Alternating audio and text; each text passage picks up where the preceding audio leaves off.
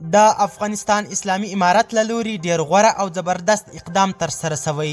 د رئیس الوزرا له لوري پر پاکستان هغه بندیز او ډیر غوره اقدام چې د افغانستان اقتصاد به پر پښو ودروي او افغانان به له سترې محتاجۍ خلاص سي. دا چې رئیس الوزرا څه کړي او پر پاکستان یې کوم بندیزونه لګولي ویډیو کې وګورئ او چینل هم سبسکرایب کړئ. سلامونه ګرانو لیدونکو. رئیس الوزرا وایي کالداره مه کاروئ، راکړه ورکړه به په افغانیو وي.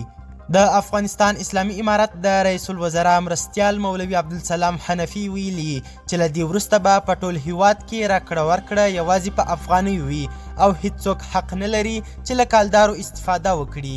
نوموړي نن په کابل کې یوې خبري ناستې ته په خبرو کې ټینګار کړی دی چې د ډالرو قاچاق کوونکي د ملي خاین په توګه پیژندل کیږي او ورسره به تر ټولو جدي قانوني چلند وشي. حنفي د خپلو خبرو پر دوام ویلي چې چینایي پانګوالو په ستره کچه مراجعه کړې ده او د افغانستان د قانونو په برخه کې د پانګونې ژمنه کړې چې د ده په خبره دا به د هیواد په اقتصادي برخه کې ستر رول ولري. حنفي هیوادوالو ته د وضعیت ښه کېدو ډاډ هم ورکړی دی او زیاته کړې ده چې ورو ورو به هر څه بیرته عادي حالت ته راوګرځي.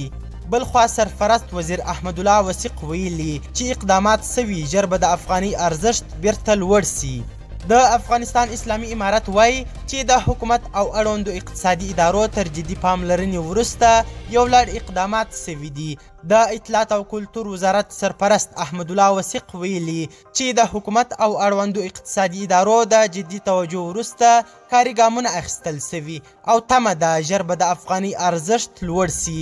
هغه پر خپل ټویټر په بېساري توګه د ډالر پر وړاندې د افغاني ارزښت ښکته کېدو ته په اشارې ویلي چې هڅه روانه ده چې له هیواده د باندې د اولیه توکو د خریداري قراردادونه نور هم اضافه شي څو په هیواد دننه د توکو قیمت ورسره ښکته راسي. د یادونې وړ ده چې په دې وروستیو کې د ډالر پر وړاندې د افغاني ارزښت په ډراماټیکه توګه لوړ سوی او پرون یو ډالر آن په 130 افغانۍ هم تبادله سوی دی. قدرمنو لیدونکو زیاته مننه چې له مشال پریس سره مل یاست. تر بیا او بلې داسې ښایسته ویډیو د الله په امان.